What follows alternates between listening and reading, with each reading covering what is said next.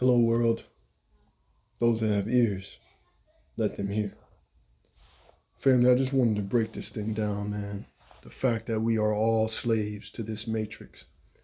If you cannot or do not know how to grow your own food, you're part of the matrix. We all have to use what we call cash or money to purchase items. That makes us part of the matrix. Our children, for example, they have to get certain vaccinations in order to be allowed into school. That's part of the matrix. There are certain areas where there are covenants, worldly covenants, that have been created, laws and legislation where you cannot even grow food. You cannot have, livestock in your yard unless you're in a rural country area, which most people don't want to live that way because we're so far removed from living an organic lifestyle to where most people were all just what we call spoiled Americans. We don't do anything for ourselves. And that's why so many people panic and live out of a state of fear because we're depending on other people to take care of us. And that's why we're limited to the things that they give us and the things that they feed us. And we know how that works. That is a less organic lifestyle because everything is about money and preserving things, having things that have long shelf life, etc., etc. But anyway, going back to the old day, right? Same thing. It's all a form of slavery. The matrix has just evolved into a modern day matrix. Think about the children of Israel, right? When they were in Egypt, when they were being taken care of, they were being fed, they had a place to lay their head, right? And the minute when Moses was leading him out of captivity in Exodus, right? What happened?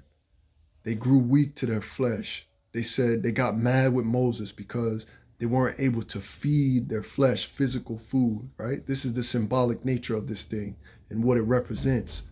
They were mad, they were angry. They said, at least we had food to eat when we were back there in Egypt in slavery, in the matrix. It's just a modern day matrix, man. And you had to abide by all their things. You had to idolize the things that they idolized in their world in Egypt, the children of Israel. Silver, gold, the calf, the golden calf, you know. And this is why God was saying, you shall put no other God before me, right? No other graven image. You should not idolize any graven image. And this is why it's dangerous, man. And even they've even tried to do that with modern day religion, man. We have these images that a lot of religious beliefs, they idolize images. And here in America, what do we idolize? We idolize so many things. We idolize cars. We idolize our homes. You know, we're a slave to the amenities that have been presented to us before us, right? All of the little things that we can't do without, if you will. We've just evolved into a modern day matrix, and eventually, man, this is what's happening, man, right before our eyes. And same way it happened in the Bible, biblical days, right? We're just living a modern day. It's like a modern day Bible, new version of the Bible, right? But think about this, man. So when you think about right now what we're going through, it's already been said, people are getting chips put in their hand and no longer having to use cash. Think about how many people have killed, stole, and destroyed for cash. So my question is now, what's going to be the new way of robbing somebody? What you going to tell them? People be next thing you know, people going to be cutting your arm off at the wrist. Think about this, man. If the chip, right, it's inserted. If you've seen the videos on it, they're inserting the chip right in between your thumb and your pointer finger, right? Right in between there. Next thing you know, man, you're going to be taking a saw or a hacksaw or something and hacking your doggone hand off at the wrist, right? To get to your money. Think about this, man.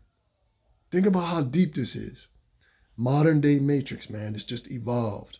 We're all slaves. We're all slaves. Unless you know how to grow your own food, unless you live in a place where, which is very far and few between, you have to be really, again, far removed from any any urban area, out in the country, sticks, growing your own food, you have your own farm, you have well water where, the water is free, the way it's supposed to be, man.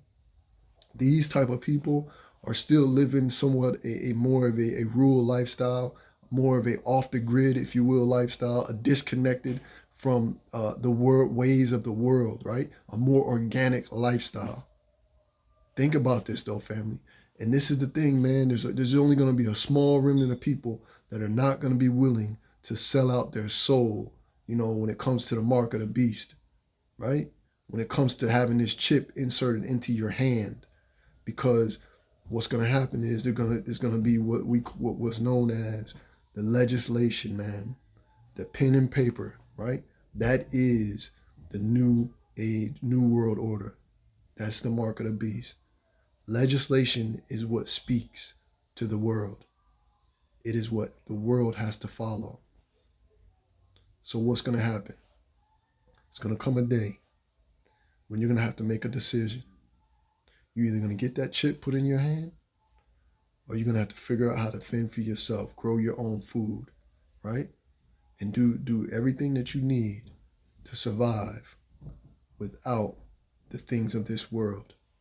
The same way back then they were made to idolize all of the things of the worldly people, right? The Egyptians are the king, and do everything that they were made to do in biblical times. It's no different right now, man.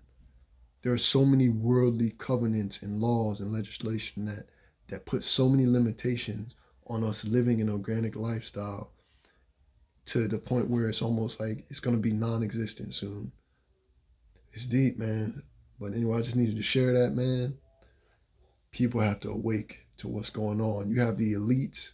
That's like the Egypt. That's like same similarity to whoever was king of their time, back in biblical days. One we could think of right out, King Nebuchadnezzar. It's like he was the king. He was in charge, and that's why, like them Hebrew boys, man, you're going to have to go through the fire. You're going to have to go through the fire. But thank God, if you're a believer, you won't be alone, man. But they said, you will bow down to this golden statue. And he said, no, we will not. Because you don't know the God that I serve. And some of us are going to be tested, man. If they tell you can't get groceries without this chip put in your hand, what you going to do? I'm telling you, most people just be like, yo, just chip me. I'm good. And I'm telling you, we're all going to have to pay the price for those that sell out their soul, man. What does it profit a man to gain the whole world, yet forfeit his soul? So you talking about believers having to come together in these last days, man, as it gets closer and closer. It may not be anytime soon, but I can tell you this, the time is drawing nigh, family. Conversations with God, man. Philippians 2:5. Let this mind be in you that was also in Christ Jesus. Be blessed.